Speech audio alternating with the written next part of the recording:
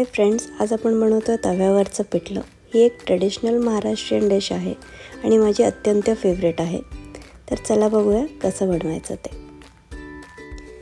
यासाठी आपल्याला लागणार आहे बारीक चिरलेला कांदा, अर्धी वाटी कोथिंबीर आणि 7-8 लसणाच्या पाकळ्या।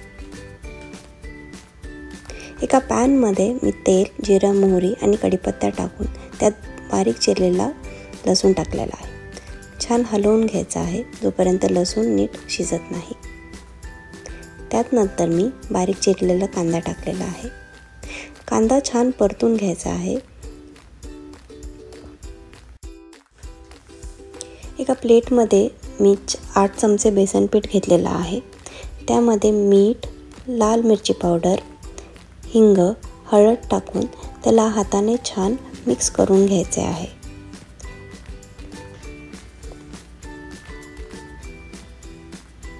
त्यानंतर मी त्यात थोडंसं पाणी टाकून मिक्स करून घेत आहे।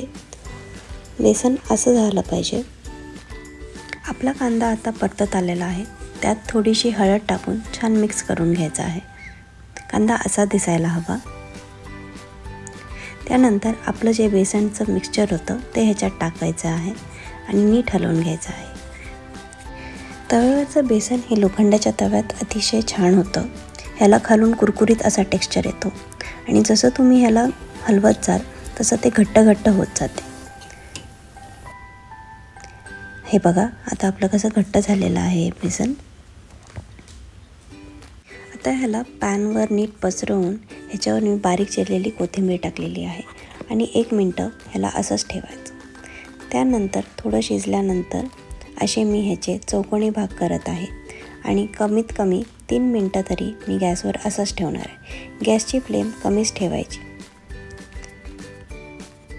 आता आपलं बेसन रेडी झालेलं आहे आणि ह्याला मी अशा तव्यावर काढून प्लेटमध्ये सर्व केलेलं आहे। आपलं तव्यावरचं बेसन रेडी आहे। ही रेसिपी तुम्हाला कशी वाटली मला कमेंट सेक्शनमध्ये नक्की सांगा। आणि हा व्हिडिओ तुम्हाला आवडला असेल तर होम कुक चॅनलला लाईक अँड सबस्क्राईब करा। थँक्यू।